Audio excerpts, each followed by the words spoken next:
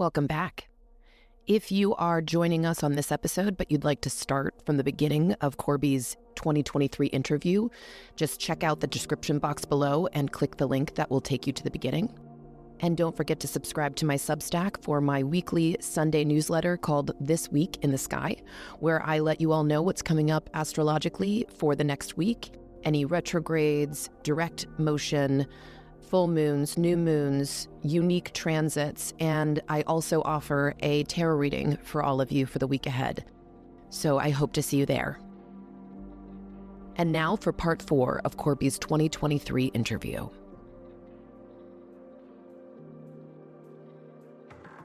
Do not ask me to do spirit art because I cannot draw a stick figure with a sharp pencil and a lot of prayer.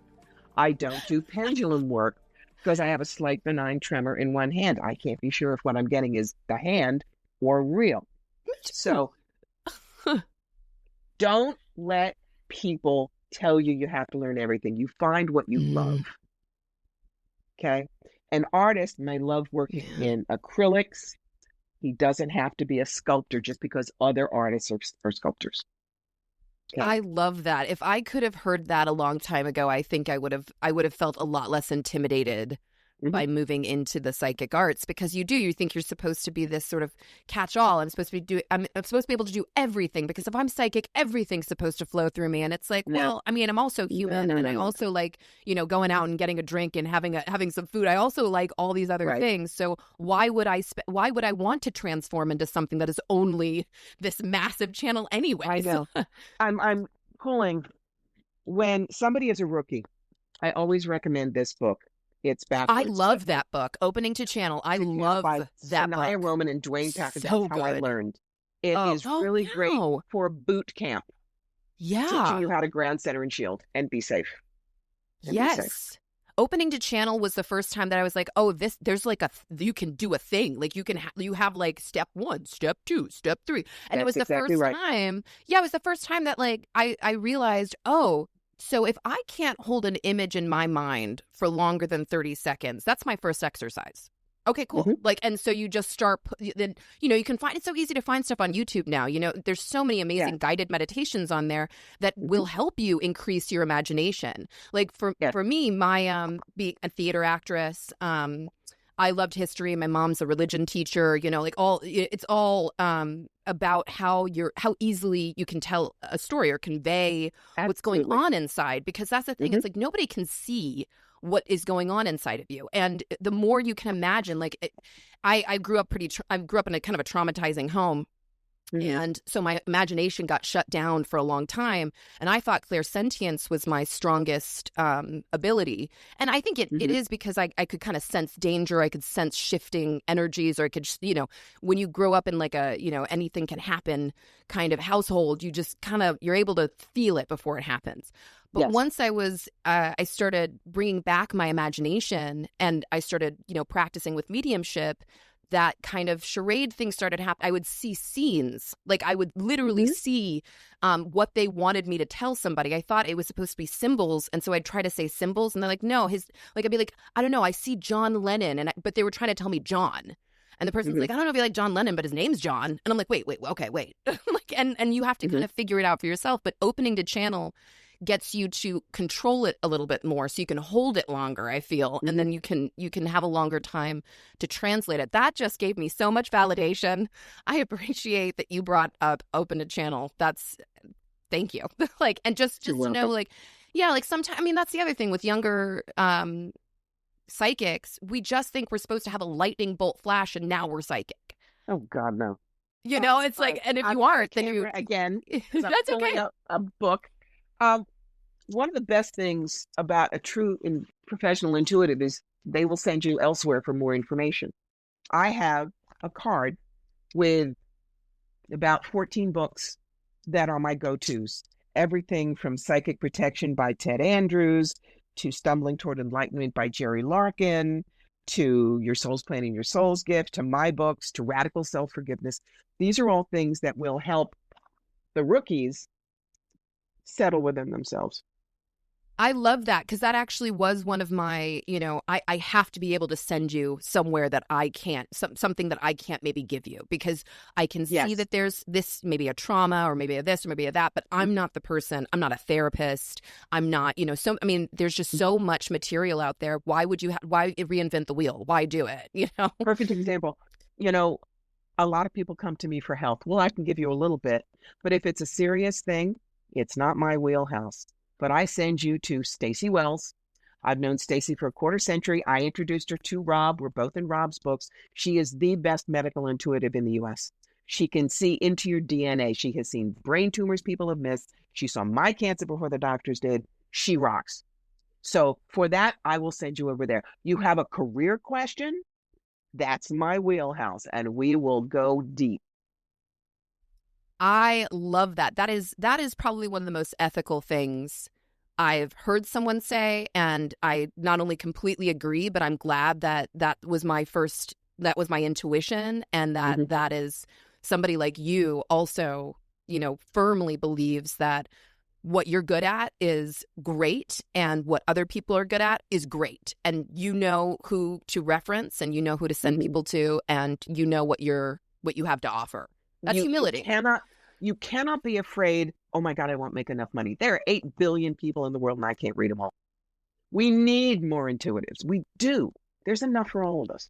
Yeah. Oh, there really is. I mean, what is it? Like at least the health and wellness industry is a $45 billion business. Like, don't worry. It's like everybody's out here trying to get something.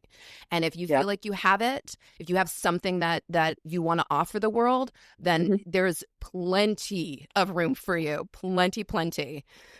I want to talk on a couple of don't do this, those. Please. People watch the Long Island Medium and they think that's how it goes.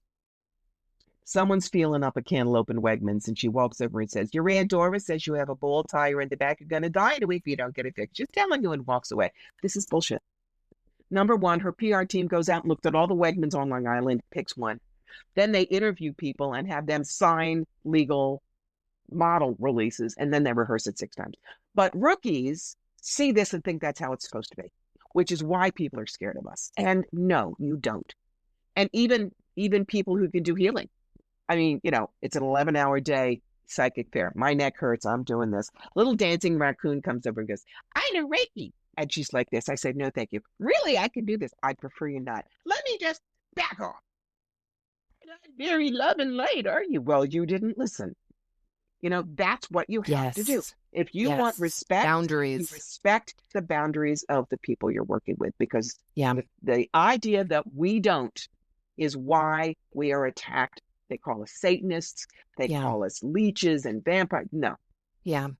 You come to me. And that's also why there's a paywall. There's also, because I want to know you want to know. Like, I want to know that it's safe for me to open up. I want to know that you're not going to like throw rotten tomatoes at me if I open up.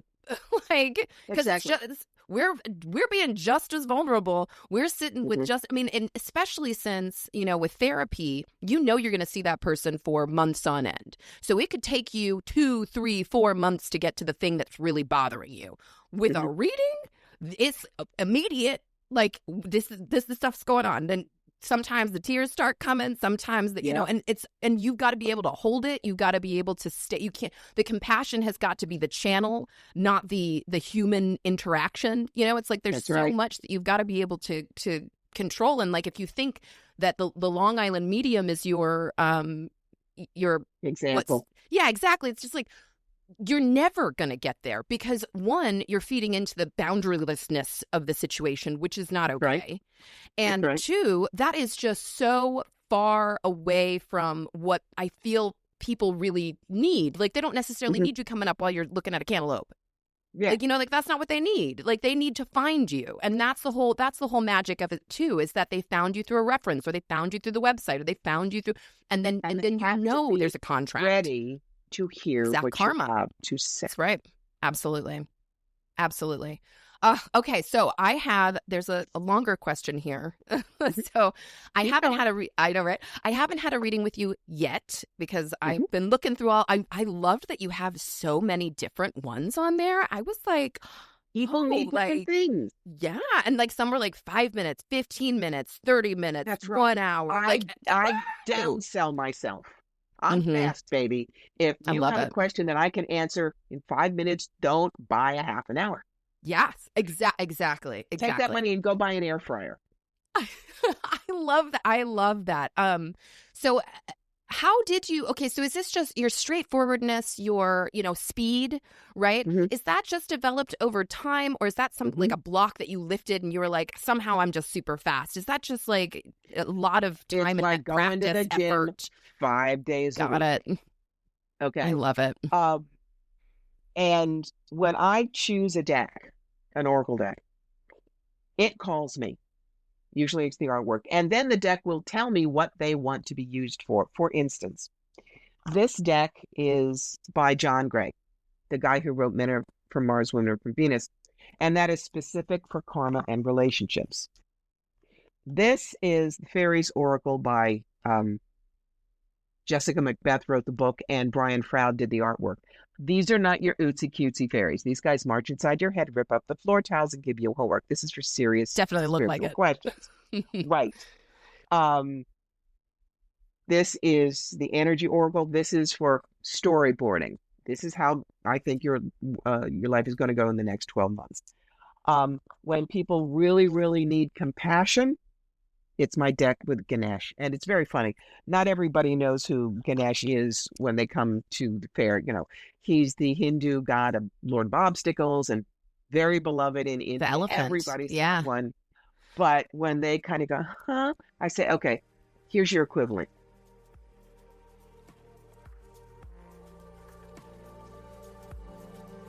Thank you so much, everyone, for joining us. And remember, if you'd like to know what's going on in the week ahead, or if you'd like to get a weekly tarot reading, go ahead and subscribe to my Substack, and you will receive the Sunday newsletter, This Week in the Sky. Thank you, and I will see you soon. Take care.